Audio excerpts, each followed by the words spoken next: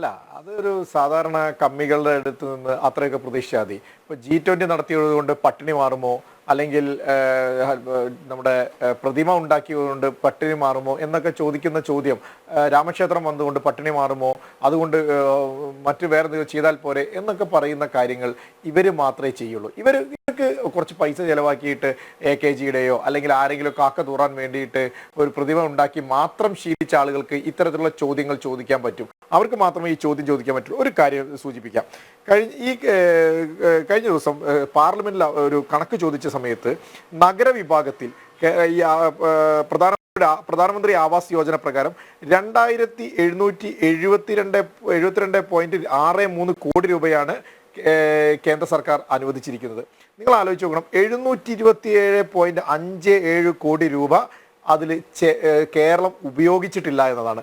7 ലക്ഷത്തോളം അപേക്ഷകൾ കെട്ടിക്കിടക്കുമ്പോഴാണ്, നിങ്ങൾ ആലോചിച്ച് നോക്കണം, 727.57 കോടി രൂപ ഉപയോഗിക്കാതിരിക്കുന്നത്.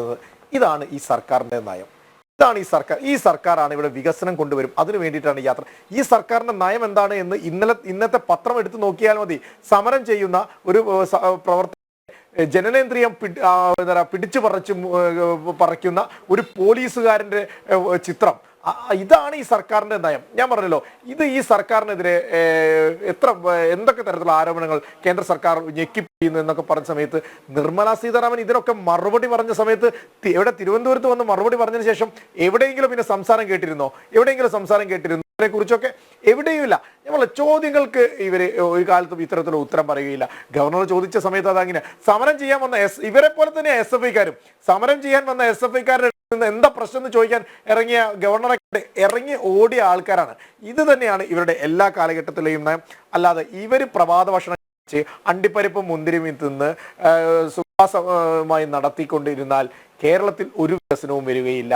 കേരളത്തിൽ എല്ലാ സംഭവവും, ഇപ്പോൾ കേരളത്തിൽ ഏതെങ്കിലും വ്യവസായശാലകൾ വരുന്നുണ്ടോ? ഇവിടെ ഉള്ള ആളുകൾ തന്നെ എങ്ങോട്ടെങ്കിലും ഓടി പോവുകയാണ്. ഇവിടെ എന്താ പറയുക, പറ്റില്ല, ഇവിടെ ജോലി ചെയ്യാൻ സാധിക്കില്ല. ഇപ്പൊ നേരത്തെ സൂചിപ്പിച്ച കാര്യം, CITUവിൽ പ്രവർത്തിക്കുന്നത് കൊണ്ട്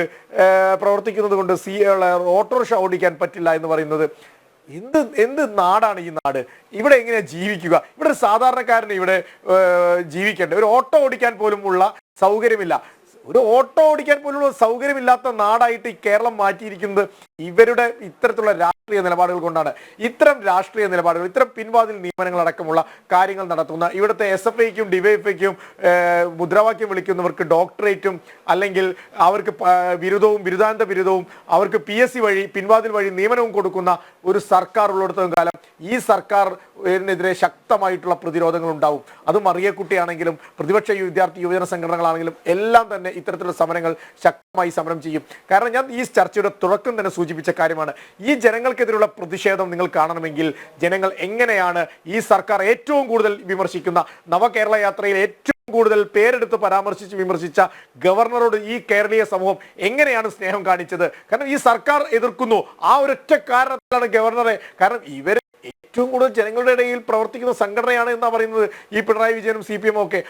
അവർക്കെതിരെ എങ്ങനെയാണ് അവരുടെ പ്രതിഷേധം രേഖപ്പെടുത്തിയത് എന്ന് നമ്മൾ ഈ മിഠായി തെരുവിൽ കണ്ടിട്ടുണ്ട്. അപ്പോൾ ഈ സർക്കാരിന്റെ വികസനം, ഈ നവകേരള യാത്ര, ഈ ജനങ്ങളുടെ പണം ദൂർത്തടിച്ചുകൊണ്ട് ഈ ഞാനും നിങ്ങളുമൊക്കെ കൊടുക്കുന്ന സെസ് ഉപയോഗിച്ച് പാവപ്പെട്ടവന് പെൻഷൻ കൊടുക്കേണ്ട പണം ഉപയോഗിച്ച് ആ പെൻഷൻ കൊടുക്കാതെ അവനെ ഞെക്കിപ്പിഴ ഇപ്പോൾ കോഴിക്കോട് മാത്രം കഴിഞ്ഞ നവകേരള യാത്ര പോയി കഴിഞ്ഞിട്ട് ആയിരക്കണക്കിന് പരാതികൾ കെട്ടിക്കിടക്കുകയാണ്. അപ്പൊ നിങ്ങൾ ആലോചിച്ച് നോക്കും, 32 ദിവസം തിരുവനന്തപുരം സെക്രട്ടേറിയറ്റിന്റെ അവസ്ഥ എന്തായിരിക്കുമെന്ന്. അത് ചോദിക്കാനും പറയാനും ആളില്ലാത്ത തരത്തിൽ ഇതിന്റെ കണക്ക് പോലും അവതരിപ്പിക്കുന്നില്ല. എന്നിട്ട് G20യുമായിട്ടാണ് ഈ നവകേരള തോന്നിവാസത്തെ ഇവർ താരതമ്യം ചെയ്യുന്നത് എന്ന് പറഞ്ഞാൽ എന്താണ് ഇതിൻ്റെയൊക്കെ അവസ്ഥ? ഇന്തോനേഷ്യ നടത്തിയത് പോലെയായിരുന്നോ ഇന്ത്യ G20 നടത്തിയത്?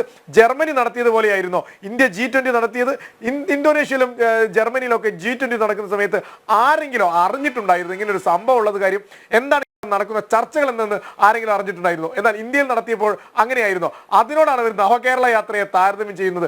ഇവരിവിടെ AKG സെന്ററിന് മുന്നിൽ ഉണ്ടാക്കുന്ന പ്രതിമ ഉണ്ടാക്കുമ്പോൾ ആ പ്രതിമയാണെന്നാണ് ഇവര് പട്ടേലിന്റെ പ്രതിമയെ കാണുന്നത്. അതേ പ്രതിമയായിട്ടാണ് ഇവർ കാണുന്നത്. അപ്പൊ അതുകൊണ്ടാണ് ഇവർ പട്ടിണി മാറുമോ എന്ന് ചോദിക്കുന്നത്.